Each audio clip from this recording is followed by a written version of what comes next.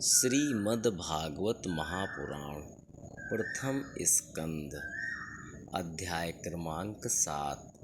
अश्वत्थामा द्वारा द्रौपदी के पुत्रों का मारा जाना और अर्जुन के द्वारा अश्वत्थामा का मान मर्दन। श्लोक क्रमांक 38 के पश्चात।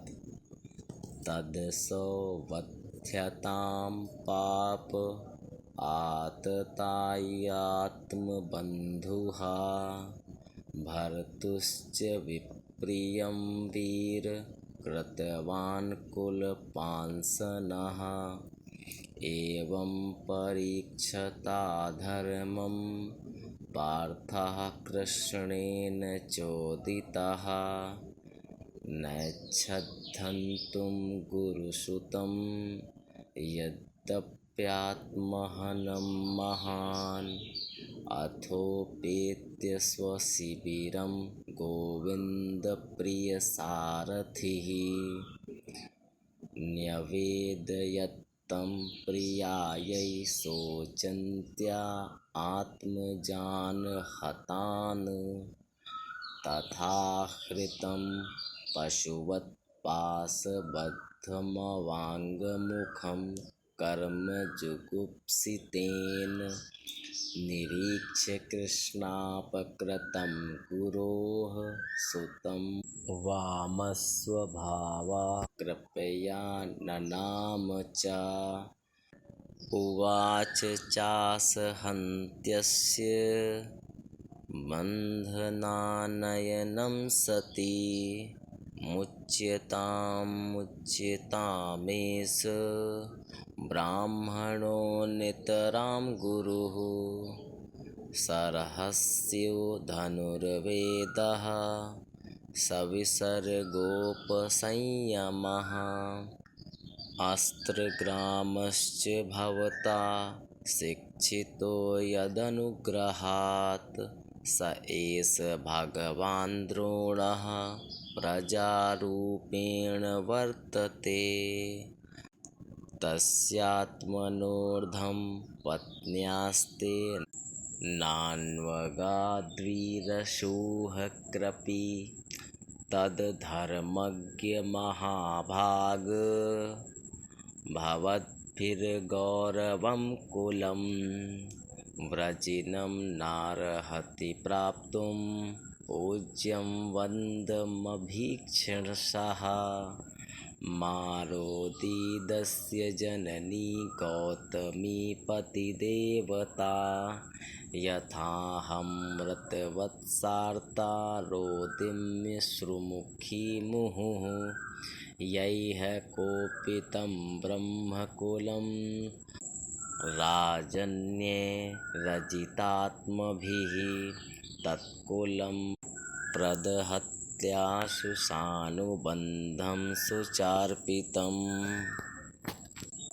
इस पापी कुलांगार आतताई ने तुम्हारे पुत्रों का वध किया है और अपने स्वामी दुर्योधन को भी दुख पहुंचाया है, इसलिए अर्जुन इसे मार ही डालो। भगवान श्री कृष्ण ने अर्जुन के धर्म की परीक्षा लेने के लिए इस प्रकार प्रेरणा की, परंतु अर्जुन का हृदय महान था। यद्यपि अश्वत्थामा ने उनके पुत्रों की हत्या की थी, फिर भी अर्जुन के मन में गुरुपुत्र को मारने की इच्छा नहीं हुई। इसके बाद अपने मित्र और सारथी श्री कृष्ण के साथ वे अपने युद्ध शिविर में पहुँचे। वहाँ अपने मृत पुत्रों के लिए शोक करती हुई द्रौपदी को उसे सौंप दिया। द्रौपदी ने देखा कि अश्वत्थामा पशु की तरह बांधकर लाया गया है। निंदित कर्म करने के कारण उसका मुख नीचे की ओर झुका हुआ है।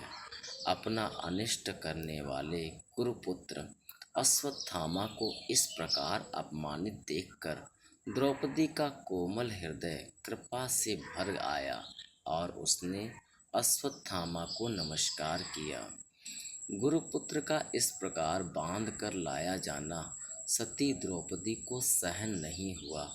उसने कहा, छोड़ दो इन्हें, छोड़ दो, ये ब्राह्मण हैं, हम लोगों के अत्यंत पूजनीय हैं, जिनकी कृपा से आपने रहस्य के साथ सारे धनुर्वेद और प्रयोग तथा उपसंहार के साथ संपूर्ण शस्त्रास्त्रों का ज्ञान प्राप्त किया है। वे आपके आचार्य द्रोण ही पुत्र के रूप में आपके सामने खड़े हैं। उनकी अर्धांगिनी कृपि अपने वीर पुत्र की ममता से ही अपने पति का अनुगमन नहीं कर सकी। वे अभी तक जीवित हैं। महाभाग्यवान आर्यपुत्र, आप तो बड़े धर्मज्ञ हैं। जिस गुरु वंश की नित्य पूजा और वंदना करनी चाहिए, उसी को व्यथा पहुंचाना आपके योग्य कार्य नहीं है। जैसे अपने बच्चों के मर जाने से मैं दुखी होकर रो रही हूँ और मेरी आँखों से बार बार आंसू निकल रहे हैं, वैसे ही इनकी माता पतिव्रता गौतमी न रोएं। जो उच्छृंखल राजा अपने कुकृत्यों से ब्राह्मण कुल को कुपित कर देते हैं, वह कुपित ब्राह्मण कुल उन राजाओं को सपरिवार शोकाग्नि में डालकर शीघ्र ही भस्म कर देता है।